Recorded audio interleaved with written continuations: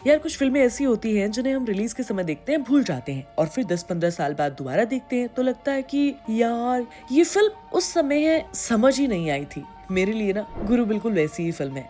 2007 में जब मैंने इसे एक बिजनेस स्टोरी समझकर देखा था, लेकिन आज 2026 में जब देखी तो एहसास हुआ कि कहानी सरप्राइजिंग नहीं थी, अभिषेक बच्चन सरप्राइजिंग थे। आजकल लोग अभिषेक बच्चन का नाम सुनते ही दो हिस्सों में बट जाते हैं, एक कहता है एवरेज एक्टर है, दूसरा कहता है अंडररेटेड है।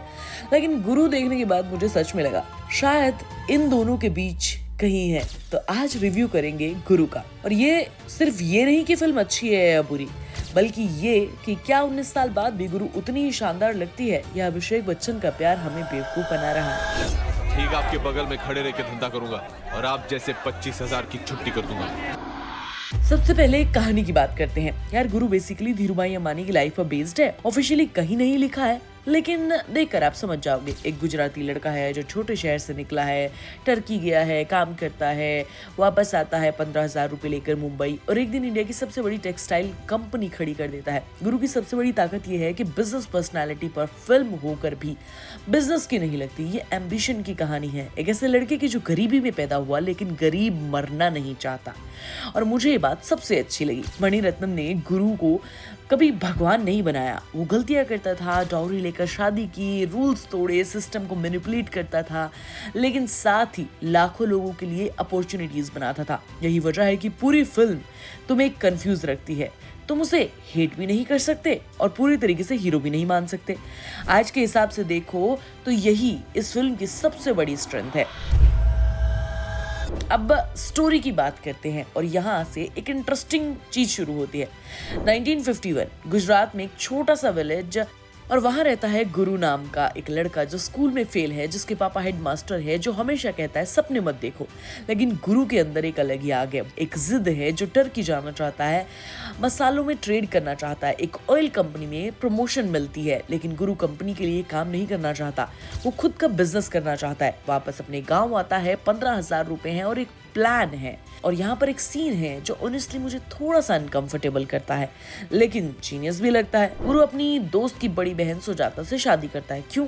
प्यार के लिए नहीं, पैसों के लिए, डॉवरी के लिए, यार दहेज के लिए। सीधा कह दिया फिल्म ने ये चीज। हीरो ने दहेज के लिए शादी कर ली। ये 2007 की बॉलीवुड की फिल्म में दिखाया गया है और मणिरत्नम ने इसे कोई रोमांटिसाइज नहीं किया, जैसा था एग्जैक्टली वैसा ही दिखा दिया। लेकिन फिर एक और इंटरेस्टिंग चीज होती है।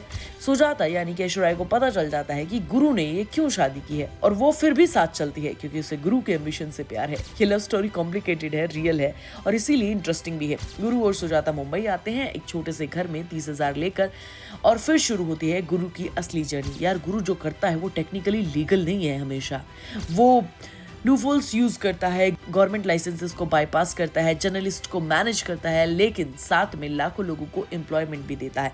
अपनी कंपनी के शेयर होल्डर्स को, जो मोस्टली गरीब और मिडिल क्लास हैं, उन्हें पैसे कमवा कर देता है। फिल्म का सबसे बड़ा मॉरल क्वेश्चन यही है कि क्या करप्ट सिस्टम में सफल होने के लिए सिस्टम के बाहर जाना गलत है, और मणिरत्नम ने इसका जवाब क्लियरली नहीं दिया। दोनों साइड दिखाए हैं।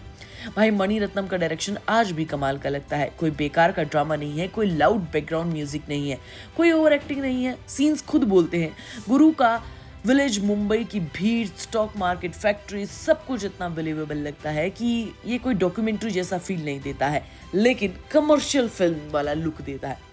अब आते हैं सबसे बड़े सरप्राइज पर, अभिषेक बच्चन। सच बताऊं तो मैं भी ये सोचकर देखने के लिए बैठी थी कि लोग बहुत ज्यादा प्रेज करते हैं इस मूवी की, लेकिन इस फिल्म में अभिषेक बच्चन ने सच में शानदार काम किया है। उन्होंने सिर्फ एक्टिंग नहीं की है, उन्होंने गुरु को उम्र के साथ बदलते हुए जिया है। 20 साल का लड़का, 40 साल का बिजनेसमैन, 60 साल का एक इंडस्ट्रियलिस्ट।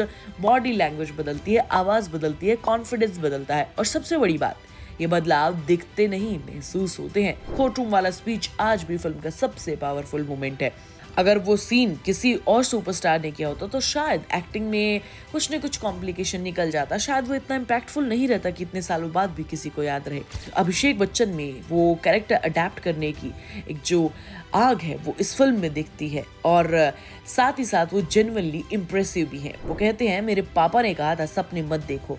आज जो भी यहाँ बैठे हैं वो सब उस सपने का हिस्सा है। क्या हम रुकें? और शेयर होल्डर्स कहते हैं नहीं। लेटर बॉक्स पर किसी ने लिखा, Abhishek Bachchan was always talented. We just never look him seriously. यार सच बात है, ऐश्वर्या राय की भी बात करनी पड़ेगी, क्योंकि लोग हमेशा कहते हैं वो सिर्फ ब्यूटीफुल दिखती हैं, लेकिन गुरु में उनका कैरेक्टर काफी मैच्योर लिखा गया है। वो सिर्फ हीरो की वाइफ नहीं है, वो कई बार गुरु का साथ भी बनती है, कई बार गुरु की हिम्मत भी बनती है। और AR रहमान का म्यूजिक, भाई ये आदमी अलग ही लेवल पर है। तेरे बिन, बरसों रे,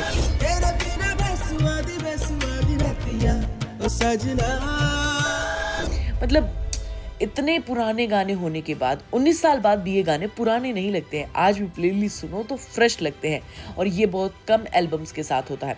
एक क्रिटिक ने लिखा कि ऐश्वर्या का रोल लव इंटरेस्ट की तरह वेस्ट हुआ है। मैं थोड़ा डिसएग्री करती हूँ। सुजाता का कैरेक्टर बहुत लेयर्ड है। एक औरत जिसे पता है कि उसका पति उसे प्यार नहीं करता शुरू में, जो फिर भी अपने हस्बैंड के साथ खड़ी रहती है, उसे चैलेंज भी करती है, और जब वो गलत होता है, और वो हर सीन जब सुजाता बीमार है और गुरु उसके पास बैठा है, उस सीन में दोनों की रियल लाइफ केमिस्ट्री स्क्रीन पर दिखती है, वो रियल थी। अभिषेक बच्चन और ऐश्वर्या राय उस वक्त रिलेशनशिप में थे। बरसों रे आज भी रेन सॉन्ग में सबसे टॉप पर आता है। तेरे बिना, स्लो, हंटिंग, ब्यूटीफुल, ए हैरते, एनर्जी और सेलिब्रेशन। AR रहमान का स्कोर इस म्यूजिक में इतना ज्यादा पावरफुल है कि ये सबसे बेस्ट लगता है। यार फिल्म परफेक्ट नहीं है, पहली प्रॉब्लम। फिल्म थोड़ी लंबी है, 2 घंटे 46 मिनट की है, कुछ सीन्स ट्रिम हो सकते थे। दूसरी प्रॉब्लम ओल्ड मेकअप। जब अभिषेक बच्चन, ऐश्वर्या राय बूढ़े बनते हैं तो फिल्म में वो ऑनेस्टली मेकअप इतना बुरा लगता है कि हंसी आ जाती है मुझे। किसी ने बॉलीवुड को बताया नहीं कि ओल्ड एज मेकअप कैसे होता है। और तीसरी प्रॉब्लम, फिल्म गुरु को अल्टीमेटली हीरो बना देती है, उसकी सारी गलत चीजों को जस्टिफाई करती है उस कोर्ट स्पीच में। मुझे ये थोड़ा प्रॉब्लमैटिक लगता है। एक क्रिटिक ने लिखा कि फिल्म डिसाइड नहीं कर पाती कि गुरु को सेलिब्रेट करना चाहिए, क्रिटिसाइज करना चाहिए, दोनों में फ्लिप फ्लॉप करती रहती है। ये फेयर क्रिटिसिज्म है, लेकिन फिर भी क्यों देखनी चाहिए, क्योंकि यार बॉलीवुड में बिजनेसमैन की कहानियां बहुत कम बनती है। गुरु उस गैप को फिल करती है। ये एक बहुत ही डार्क और बढ़िया कहानी है। और सबसे बड़ी चीज यार, मुझे लगता है कि ये तुम्हें देखनी चाहिए, क्योंकि ये बहुत बढ़िया मूवीज में से एक है। बाकी अभिषेक बच्चन की एक्टिंग, AR रहमान का म्यूजिक और कोर्ट रूम सीन जो मुझे आज भी याद रहता है, ये सब बहुत परफेक्ट है। यार मैं जानती हूँ ये सवाल आएगा कि क्या अभिषेक बच्चन को ये रोल नेपोटिज्म की वजह से मिला है? शायद हाँ, मणिरत्नम का कनेक्शन बच्चन फैमिली से था, लेकिन क्या अभिषेक बच्चन ने वो रोल डिलीवर किया? जेन्युइनली कहूँ तो हाँ, यही पॉइंट है।